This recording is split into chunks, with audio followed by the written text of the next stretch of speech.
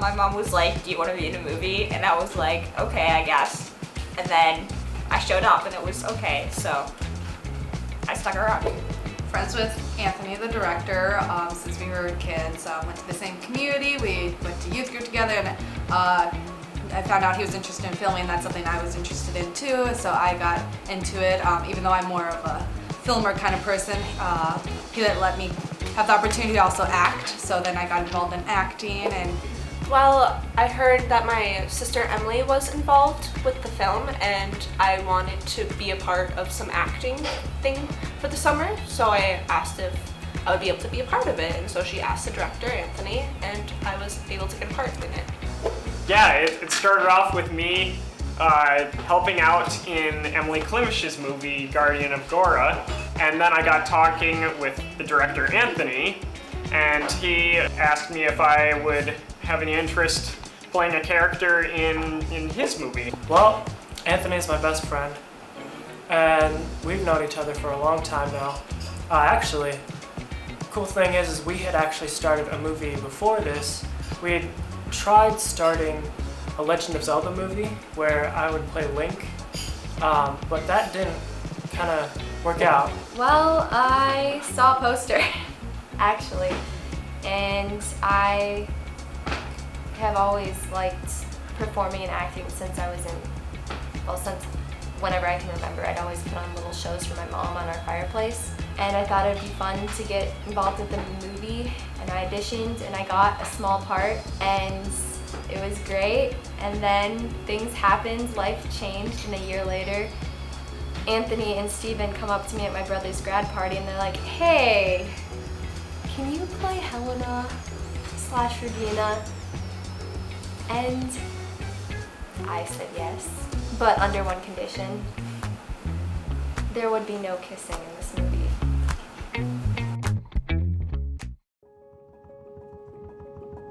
First of all, how I first even got the idea to write this movie, because originally I was just going to write it and maybe pitch it to someone who could make it on some large scale. Mainly because I didn't think I was going to be able to do the mermaids, all the special effects and stuff at first. But basically, it all came down to this. This is a National Geographic that I picked up in school once. Basically, in here, I had heard of the Little Mermaid story and how it's different from the Disney version, how it has some kind of self-sacrifice and stuff like that in it. But basically, what led me to finally read it was this. This is a little article. This is a 2005 thing about Hans Christian Andersen, because 2005 was the bicentenary of his birth. And there's this illustration here of the Little Mermaid. But basically, this illustration intrigued me, so I decided to read it, and I loved it, and I thought it was very powerful and that Disney completely changed everything. So I decided maybe I should write my own screenplay of this. And I had some pretty crazy ideas for what I was going to do if I was going to make it as a bigger budget production. Like, the story apparently is set in Italy, so I was thinking I could go location and shoot there, or whoever would make it would go on location and shoot there and stuff like that. Anyway, eventually I decided that I could just make it myself, mainly because I got more experience in special effects. I realized I probably could do the mermaids with a lot of work and a little money. Oh boy, when Anthony first proposed this movie, I thought, you know, great, he's writing a script, he's going to enjoy that, it's going to be creative, but as he showed me the script, I realized this is a lot of movie. This is a big movie. This isn't a 10-minute short or even a 5-minute blurb. This is a whole movie, so it was very surprising, and I perhaps was a little discouraging to Anthony at first about the ability to get it done, but here we are. We've got it done now, and it's very exciting. Aphrodite, she is the second youngest sister, second to Helena. Yes, that's her name.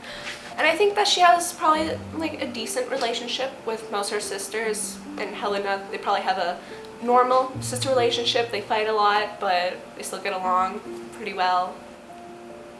Well, I was gonna say something, but I don't think it'd be appreciated.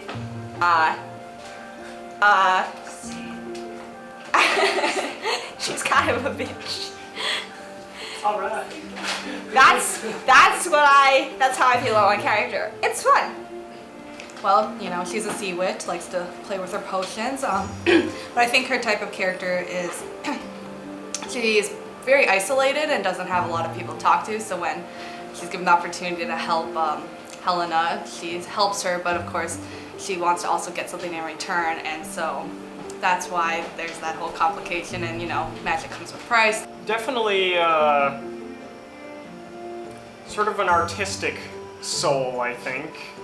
A little bit of an intellectual as well. Definitely a bookworm would describe him. He's very obsessed and very in love with the stories and the pieces of literature that he reads, and he wants to implement the beauty that they contain in his own life, and struggles to figure out how to do that exactly in a way that's not superficial, and but actually in a genuinely beautiful way. He basically wants to find a way to make his father the king proud, and becoming the prince that his father wants him to be and the prince that he's meant to be, while also fulfilling a life of excitement, beauty, and wonder. I kind of think of him as Alexander's, the prince's, competition. They're both young men, about the same age. Alexander, I think of Alexander as kind of the odd one out, and I'm kind of a normal guy. And so we really butt up against each other. Helena is a dreamer. She's the youngest child, so of course she's a little more spoiled and put on favoritism, but she also just feels a lot of pressure from her older sisters as well sometimes, because they expect her to act and be one way, and as a princess she's expected to act and be one way, but she's just so fascinated with these human objects and stuff like that, and she's considered weird for that. And she just doesn't really feel like she fits in with everybody else because of how her sisters make fun of her for being curious. And when her grandma tells her about the human soul, she falls in love with this concept of maybe you have a shorter lifespan, but dying and living eternally in joy and happiness and light and dancing and music and love and all things good and beautiful. It's just, I mean, really, how can you compare 300 years to eternity in happiness? And she's willing to give anything to have that. Behind the scenes, I kind of acted as everything. I did everything from like assistant directing to holding the boom like Toby's doing right now. We just hold that in the shots, and I would talk to the actors, kind of help them.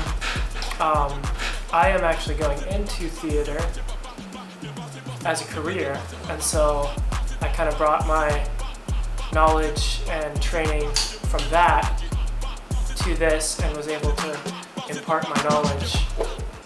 My role in this kind of a film being, I suppose you could say, a low-budget independent film, the roles vary widely from, mainly I was the producer, so I was organizing, I was doing a little bit of the recruiting, mostly I was scheduling and trying to get dates that worked, but then, you know, you end up being the carpenter, the painter, the designer.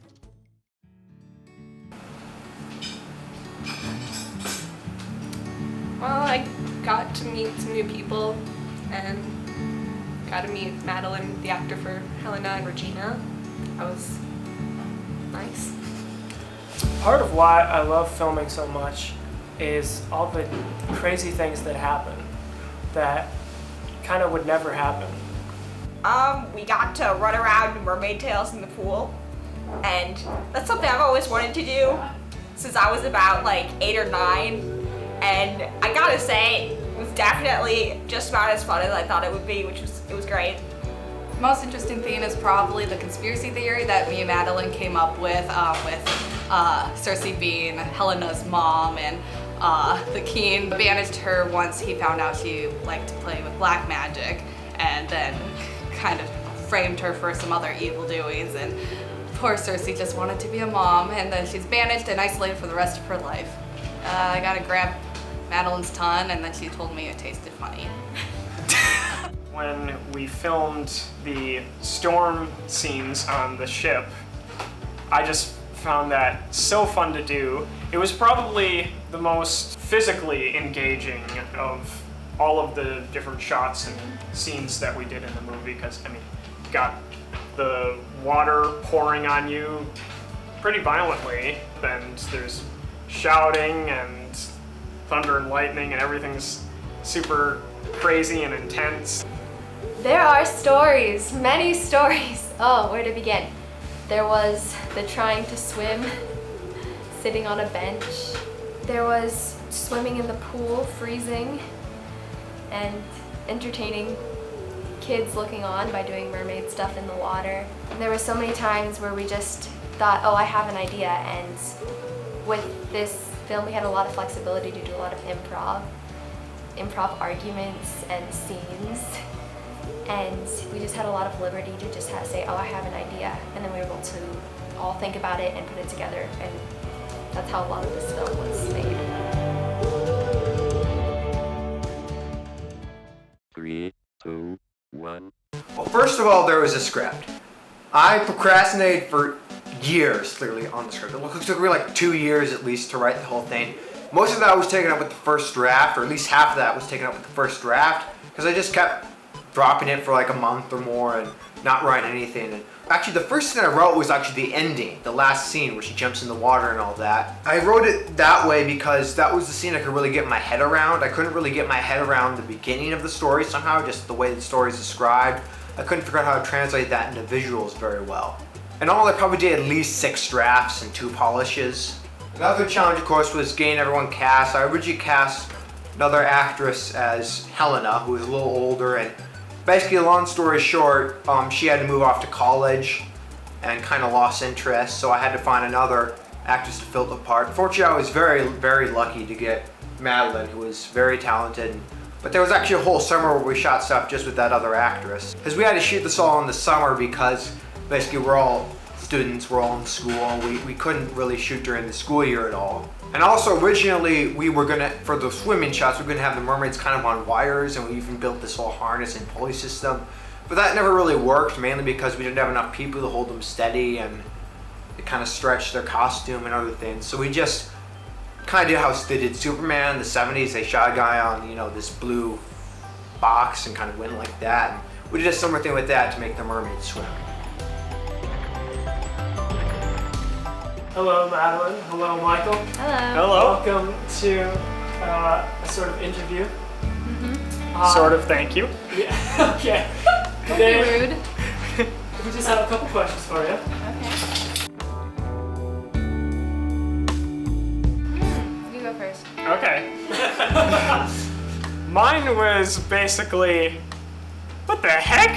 Like, we've been filming like, how many summers? 2 summers with the previous actor? Like, how are we gonna do this? How many more summers is it gonna be until we finish? Do we have, like, we filmed a lot with the previous actor, so like, I guess we're gonna have to film all of that stuff over again, which we had to, but it ended up working beautifully, and Madeline did an excellent job. And she's a really cool co-lead to have. Sounds like she's dying to say something. Oh, yes. Okay. Oh, First boy. of all, it was only a summer and 1 month that you filmed with the Okay. first one. Felt Okay. long. Anyway, just for the record. Okay. Okay, my first reaction to Michael was at the auditions. He was there, and people were auditioning with him, and my initial reaction was, this guy? Seriously? Yeah. Well, as I came to know the character more and just see the hopeless romantic, the bookworm, and seeing Michael act more, I mean, at first it was a little awkward because there's a large age difference and Mhm. all that. That's true. So once I got the I'm not kissing him out, then it was much easier. And now I actually, concluding the movie, I understand why he was cast as the prince. Good. I'm glad to hear that.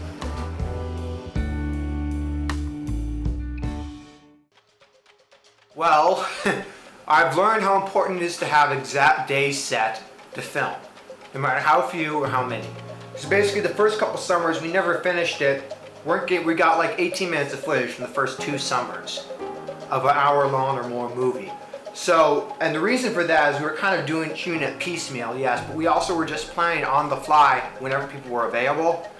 But what happened is, before this summer when we shot the majority of the movie with Madeline, basically she was only available 10 days during the whole summer, so we had to plan everything around those 10 days. And we knew what those 10 days were exactly in advance. So we were able to plan everything and shoot everything and pray like heck that we could shoot everything and that we wouldn't repeat the mistakes of the previous summers of not shooting enough. Thank God we did, and we got it all finished. I learned a ton about the movie business from making this film. Just seeing all of the work that goes in behind the scenes, all of the work that goes into organizing, just to get people to be at the right place and have all of the people there at the right time. Tremendous amount of effort went into that, and working with people's schedules to make that happen was a big part of what I did. But it was also very fun. I mean, I like to do carpentry, so building the sets was fun. It was a lot of work, and all of us put in a lot of work to make it happen.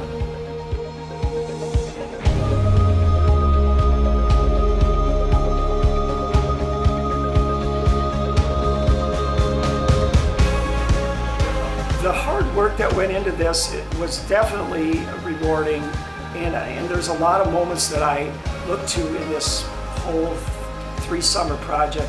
One of which has really been the last week, where everybody pulled together to get sets erected, painted.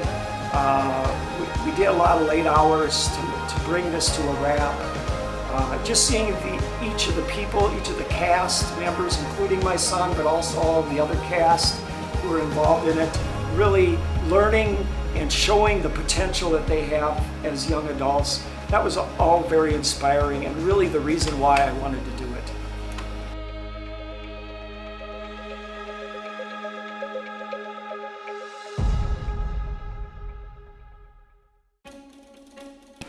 Oh boy, I've got a lot of ideas for future films. I know even Peter Jackson said in his in a book about making Lord of the Rings, actually this is about how he came to making Lord of the Rings, he said that when you're a filmmaker, even when you're in the heat of production, you're always half your mind on what you're going to shoot next.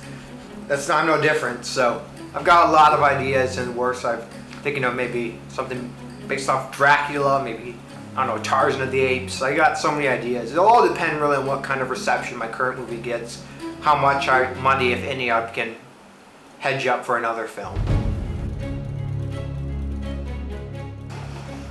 Well, Anthony will definitely do more films, and I'm very proud of him for this one. It's been an effort of learning, and I'm sure that he will go on to do more. I'm sure that I'll have some small role, but probably not the big role that I've had the last 3 summers. So you're very supportive of him doing this? Oh yeah, yeah. All right. Well, thank you.